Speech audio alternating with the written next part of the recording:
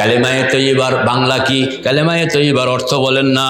কালেমায়ে তৈয়বা এই শব্দটা লা ইলাহা ইল্লাল্লাহর তরজমা কইতে কইছি না, বলছে কালেমায়ে তৈয়বা এই শব্দটার অর্থ কি? কালেমাতুন তৈয়বাতুন অর্থ কি?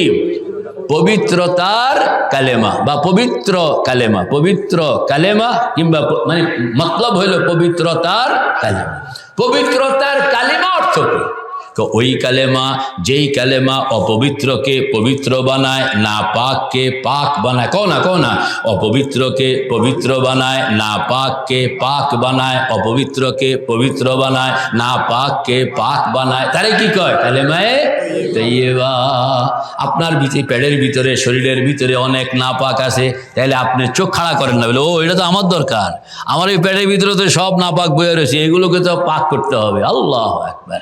এই জন্য আল্লাহ পাক আপনার জন্য কালেমায়ে তৈয়বা পাঠায়া দিয়েছেন। শুধু আপনার জন্য না, সকল পয়গম্বরকে আল্লাহ পাক এই কালেমা দিয়েছেন। যেই কোনো মানুষ তার ভিতর থেকে না পাক বের করতে হয়, কুফরি বের করতে হয়, শিরক বের করতে হয়, তাইলে এই কালেমা লইয়া যাও।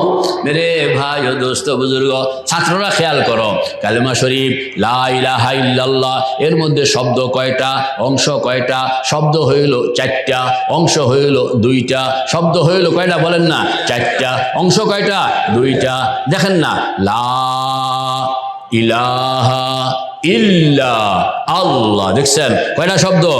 গুন্না কো লা ইলাহা ইল্লা আল্লাহ। কয়টা হইল শব্দ? শব্দ হইল 4টা, অংশ হইল 2টা। না, শব্দ হইল 4টা, অংশ কয়টা? ভাগ করো, দুই ভাগ করো। ভাগ করলে এদিকে 2টা, এদিকে।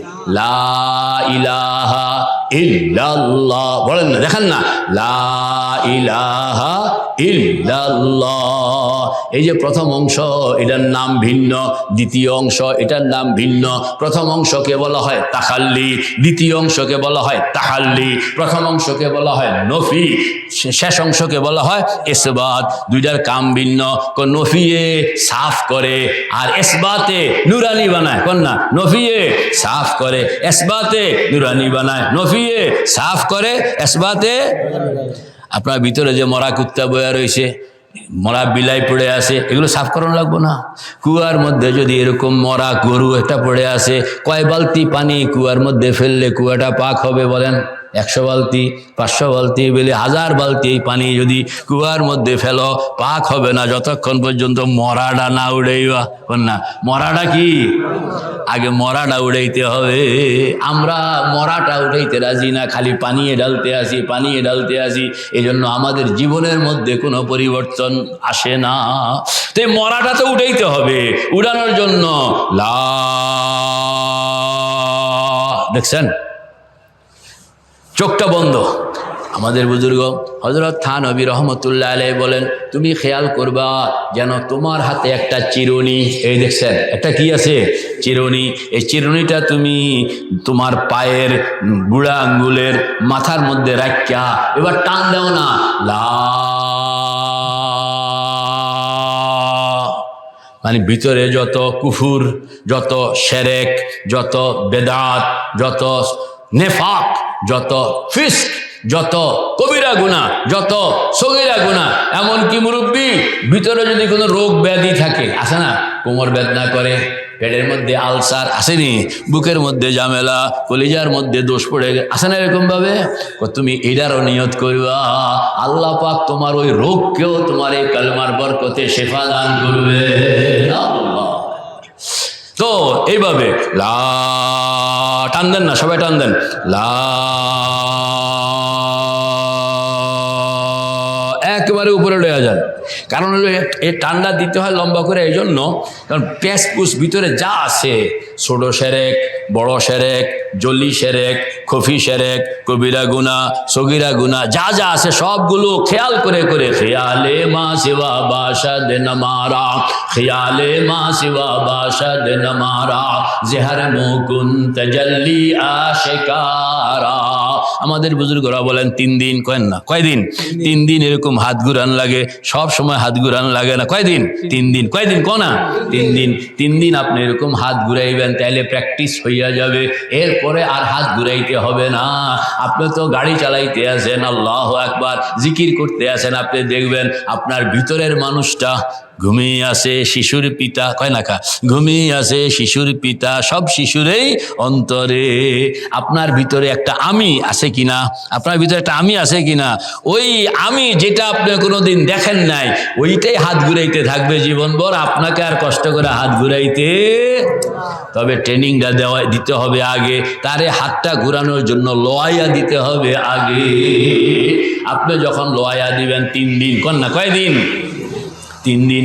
এরপরে আপনি হাঁটতে আসেন রাস্তা দিয়া, শরীরের মধ্যে কোনো নড়াচড়া নাই, কিন্তু আপনি দেখবেন ভিতরের মধ্যে হাত ঘুরাইতে আছে কেউ একজন। হাত ঘুরাইয়া যত ময়লা, যত কুফুর, যত শিরক, যত বেদাত, যত যা আছে সবগুলো কাঁচাইয়া একবারে মাথার উপরে লইয়া যান না, আবার টান দেন লা, এবার পিছনে ফেলে দেন ইলাহা, আবার টান দেন লা, পিছনে ফেলে দেন ইলাহা। দেখছেন তে লা ইলাহা ভিতরটা সাফ করতেছে কিনা? ইল্লাল্লাহ ভিতরে নূর ঢুকায়। এবার হাতটা তো এরকম ভাবে লা ইলাহা, এবার জোরে জরব ইল্লাল্লাহ, কলবের মধ্যে, কিসের মধ্যে কন্যা? কলবের মধ্যে ইল্লাল্লাহ, খুব জোরে ধাক্কা দিতে হবে। জোরে কি ধাক্কা দিতে হবে? কেউ কেউ এরকম কয় ইল্লাল্লাহ মানে আল্লাহ নাই, কন্যা ইল্লাল্লাহ মানে কি আল্লাহ নাই, মিশা কথা। কারণ ইল্লা হরফে ইস্তেসনা, হরফে নাফিয়া নয়, কথা কন্যা। ইল্লা হরফে ইস্তেসনা, এটা হরফে নাফিয়া নয়। হরফে নাফিয়া হইল 2টা, একটা হইল মা, একটা হইল লা। ইল্লা হরফে নাফিয়া নয়। তুমি হরফে ইস্তেসনার তরজমা হরফে নাফিয়া কেমনে করলা? নিশ্চয় নাহমিল ঠিক মতন পড়ো নাই।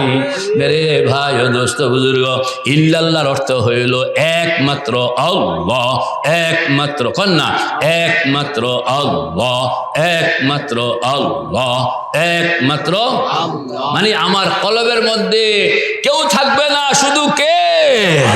দুনিয়া থাকবে না, কে? টাকা পয়সা থাকবে না, কে? ক্ষমতার লোভ থাকবে না, কে? সবগুলো বের করে ওই জায়গার মধ্যে কে থাকবেন? বলুন কে থাকবেন?